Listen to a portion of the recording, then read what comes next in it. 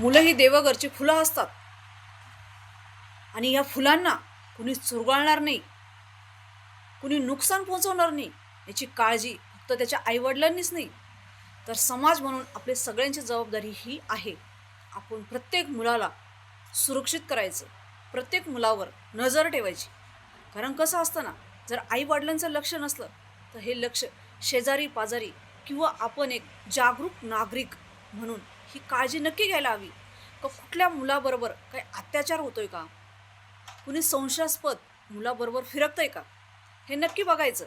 कारण कसं आहे, आपण बातम्यामध्ये रोज बघत चाललोय लहान मुलाबरोबर हे झालं, लहान मुलाला मारून टाकलं, त्याच्यावर अत्याचार झाला, अशा अनेक घटना आपण रोजच बघतो. आणि आपलं काय होतं नंतर, आपण खूप तळतळ करतो, खूप मनातून राग येतो. परंतु हा राग झाल्याच्या नंतर होतो. परंतु झाल्याच्या अगोदर आपण जर थोडीशी काळजी घेतली, डोळे जर आपण नीट उघडे ठेवले ना, तर कदाचित अत्याचार होण्यापासून आपण रोखू शकतो. कसं आहे, कुणावरही भरोसा न ठेवता, हा ओळखीचा आहे मग याच्याकडे लहान मुलाला द्यायचे, हे शेजारचे मग यांच्याकडे द्यायचे. सगळेच लोक वाईट असतात असं म्हणत नाहीये. परंतु आजची परिस्थिती जर बघितली तर खरंच विश्वास कुणावरही ठेवू नये ना, हे खरं महामूर्खाचं काम होऊन बसते. ओळखीचं पाळखीचं घरातलं बाहेरचं कुणी असू द्या, तुम्ही मुलांबरोबर राहा. जोपर्यंत मुलगं खेळतंय कुणाकडं आहे तोपर्यंत ठीक आहे.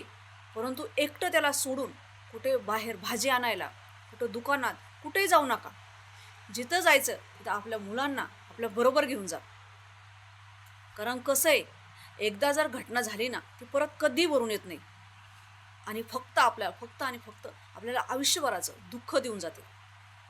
आपलं मुलगा आपली मुलगी परत तर येत नाही, परंतु ती वेदना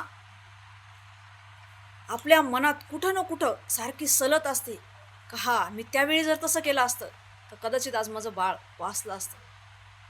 परंतु ती वेळ येऊनच नका देऊ. आपल्या मुलांना नेहमी आपल्या नजरेसमोर ठेवा आणि कुणावरही विश्वास ठेवू नका. कारण आजच्या जगात कोणीही विश्वासायोग्य नाही आहे. मित्र मैत्रिणी सांगायचं तात्पर्य एकच झालेलं आहे का आजच्या नालायक लोकांना दिसत नाही, छोटं बाळ आहे, मुलगा आहे, मुलगी आहे, कोण लहान आहे कोण मोठं आहे, त्यांना काही घेणं देणं नाही आहे. त्यांच्या मनात जो घाणेरडा विचार असतो ना, तो विचार ते पूर्ण करतात आणि शेवटी लहान मुलांना मारून फेकून देतात. अशा लोकांपासून आपल्या सगळ्यांच्या मुलांना नक्की सुरक्षित करा. व्हिडिओ थोडासा कामाचा वाटला तर लाईक करा, शेअर करा, सबस्क्राईब करायला विसरू नका. कारण अशाच नवीन कंटेंटचे व्हिडिओ रोज असतात. सर्वांनी पहा आणि सपोर्ट करा. धन्यवाद.